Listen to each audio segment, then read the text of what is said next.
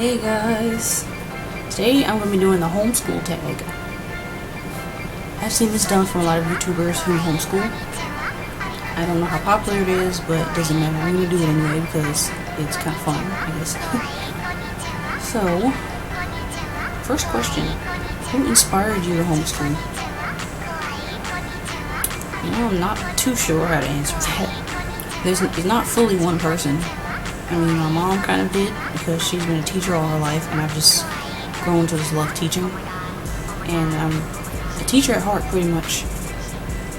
I pretty much get that from her. So yeah, on one hand, yes, she's inspired me. On the other hand, my husband also inspired me because he was homeschooled, not his entire life, but just he was homeschooled toward the end of high school. And he had a lot of freedom, and he was able to learn differently. Just the fact that him and I talked about homeschooling back when we were dating, and you know why we wanted to do it and what we wanted for our future kids. Yes, we did talk about these things when we were dating because we were geeks, and that's just what we talked about. We talked about education and, you know, how we didn't believe in the public school system and all that. We discussed all of that. So yeah, pretty much my mom and my husband inspired me to homeschool in two different ways. Number two, how long have you been homeschooling? I've been homeschooling forever. Since my first child, who's now 7, was about 2. She was about 2 when I actively started homeschooling because she was really smart. And I worked with her a lot on her schoolwork. I pretty much had her learning a lot. Like, I would give her her alphabet. I would teach her her alphabet in little ways, and she picked up on it so quick. She learned how to count really quick. It was like really quick. She learned her sounds. You know, I worked with her on phonics. I did all this stuff with her really early. And I did the same with each other kid that came along, especially Jam. When he came along, I did the same thing. Now, each kid has their different challenges, their different paces of learning. Jam didn't quite learn as fast as she did. But I still found a way to work with him. I still found ways to teach him because he was kind of a late talker. So, you know, he learned differently as she did, basically. But that's just every kid. Every kid learns kind of different. They have their own different styles. So, yeah, I've been homeschooling forever, actively homeschooling. And they say technically your child doesn't have to be enrolled in school until they're 6. So I'm not going to say that, okay, I just started when she turned 6. No, I've been homeschooling forever. They've been home. They've been learning everything from me and my husband. They haven't been in any schools, any other institutions or anything. They've just been learning from home. Number 3, what grades are your children in? Soraya, she's 7. She just is pretty much in 2nd grade now. Jam, he's in 1st grade. Samari, she's in pre-K. Jelani, he's 2, so it doesn't matter for him. And the other one, she's just a baby. So, yeah, that's pretty much the grades they were in. I told Soraya she was in 2nd grade the other day, and she was like completely ecstatic. She didn't even realize that she had been promoted a grade. Because normally when you homeschool, I mean, some people don't like following the grading system, and sometimes they don't either. But again, it's the easiest thing to do. It's the easiest thing to follow. Like, if you follow the actual school year, you won't get confused as to what grade your child's in. And, you know, when someone asks them what grade they're in, it's like, oh, what grade are you going to? And, you know, you don't want them to be confused. So it's just best to kind of mesh it all in. As far as, like, around the summer or after the summer, pretty much promote your child to the next grade. If you believe they're ready to go to the next grade, then just promote them. Because it's just going to be confusing when people ask them what grade they're in, what grade they're going to, and you don't want that. You don't want confusion.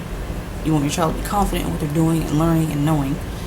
And you don't want people to look at you like you're crazy or you don't know what you're doing because you don't know what grade to tell your child they're in.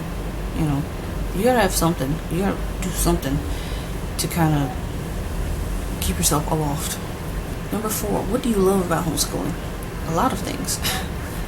I love the freedom of it. The freedom to learn. The freedom to learn differently than what we're taught in public schools. I just love the fact that you can You can find so many different ways to learn, so many different things that schools don't teach you. You can choose what you want to learn for the day, if possible. There's just a lot. There's a lot of opportunities, a lot of things you can learn that, again, schools will never teach you.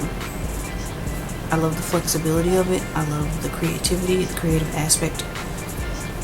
Again, I'm not able to do everything creatively the way I want to do with my children, the way I actually wish. There's a whole lot more I wish I could do for them, like farming, stuff like that. I want to teach them how to grow their own food. I want them to learn more about plants. I want them to be outside more. You know, stuff like that. Things that I can't really do in this area just yet. But it's going to happen. It's going to come. In time, those things are going to come. So, yeah, I just love the freedom. Pretty much unschooling. The term they call unschooling, where you're not doing the traditional thing that kids do in school. You're not just having your child sit down and do bookwork all the time. They're doing other things too. They're doing hands-on learning. They're learning to do a whole lot more. They're cooking. They can even learn how to play music, how to write music. They can draw a lot. There are a number of things your child can work on while homeschooling that school will never give them the opportunity to work on. Unless you can afford to pay for private school, then they might have more opportunities. But if you can't, you're kind of screwed in the area. And that's why I call my blog Uncaged Learning, because what homeschooling is basically uncaged. There's no specific barrier. There's no box that your child has to be in. There's no cage that your child is set in, to where they have to learn that one particular way, and that's just about it. So you're pretty much uncaged. You're free. You're free to learn how you want to learn. I mean, not completely. I mean, still has to be some structure there. I do have structure in my schooling. However, it's still loose. If the kids don't feel like doing a certain assignment for the day, I won't let them do it. I'm not going to sit there and force them to do something that they absolutely hate doing, or let's say they're not in the mood at the moment. I'll just be like, well, you come back to it later. Or, let's try a different way of doing this. I've done that a whole lot. If they're not getting something, I try to figure out a different way around it, stuff like that. It's just freedom. Whereas in school, everything's just rigid. You got to do it this way or else. And don't get me started on the Common Core stuff. The Common Core stuff is very rigid, and it's very stupid, and it's confusing to me, to where I can't even figure out that Common Core math. I can't even figure that out. That's crazy. Number 5, what are your favorite curriculums you like to use? I don't have a set curriculum. I just don't. I was given a lot of things from my mom and my mother-in-law before, in the interim of me beginning to homeschool. I was given a lot of workbooks. So I just used what was given to me, pretty much. I was given a lot because my mom, she used to have a school. And my mother-in-law, she homeschooled her sons, her younger sons, and my husband. So she had a lot of workbooks to give me. She had a lot of material to give me. So I just pretty much used that. I've been using Abeka. Abeka off and on at the time. However, I don't use it as much. I don't really care to use it as much because I don't care for the religious aspect of it. So I don't really push to use that a lot. And I'm not going to actually go out and buy Abeka. Plus, Abeka is high in price, very high in price, very high in price. I have been seeing Abeka all these years. That was like the main curriculum my mom used at her school. So I know how high Abeka is. Although they have excellent work, they have an excellent curriculum, very hands-on, very pretty much open and advanced in a way. But again, I'm not actually investing in Abeka. That's way too high, and I'm not doing it. So right now, I just use what I have. I have a bunch of resources that were given to me. Again, I might do a separate video showing y'all some of the workbooks I have. I use workbooks from Walmart that I find. I use workbooks from the dollar store. I order stuff from Amazon. I just use whatever I can. Whatever I need, I go order, and I just use that.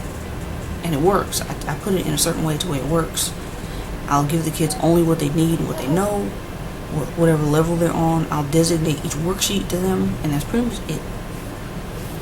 pretty much all I do as far as curriculum. I don't do anything, any set name of curriculum. I just don't. I don't think it's really necessary. Number 6, what part of the house do you use to homeschool? Pretty much anywhere. We don't have a bunch of space here. It's very limited space, so the main space I use is the kitchen. I use the kitchen table where the kids sit at, and occasionally they'll come over here and work on the floor, or they'll just lay on the couch and do their work. I would use their room, but even that's kind of cluttered right now. I don't really have the space in their room to actually homeschool, so the kitchen table is the best place we can use as of right now. But yeah, one day I would love to have a whole room. I want a whole freaking classroom designated to homeschooling. That would be just blissful. Like utter bliss. I need that. Number 7, are you part of a homeschooling group? No, I wish. One day though. One day. We're trying to get things together to where we'd be able to move around more, and I can actually get out of the house sometimes with or without the kids, because right now I'm not able to at the moment. So yeah. Number 8, introduce and share something about your children. Well, I can't introduce them right now. They're taking a nap. But sharing something about them? Let's see, what can I share about them? They're very, I don't want to say sweet. It sounds traditional, like a traditional answer. Well, they are sweet, but the main thing I want to share about them is that they are innocent. It's the same why I named this channel Curls of Innocence, because it's pretty much about, children's hair care, and children are innocent. Our children are very innocent. Because they're homeschooled, they are very innocent-minded, and I don't think that's a bad thing at all, to a certain extent. Now, there are certain times when they're a little too innocent, or they don't think like other children do, as far as, this isn't right to do, or, stuff like that. I can't really explain it, but I'll just say they're very innocent-minded.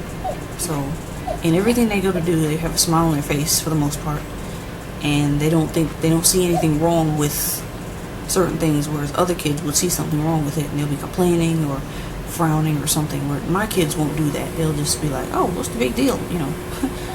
So, in a way, that's good. It's more good than bad, in my opinion, because kids nowadays, they grow up too fast.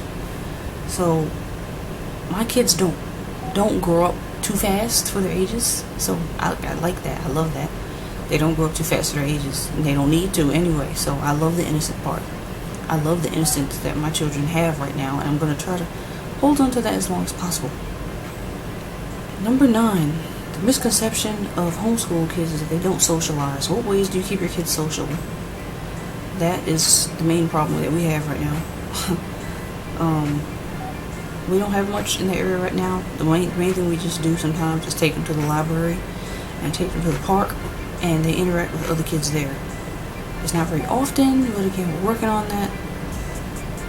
Yeah, we have a lot to work on in that area, but there's no surefire way that we have right now to keep them sociable. I can't afford to put them in any like sports or extracurricular activities right now, but that will come in time. I'm not really worried about it. They're young.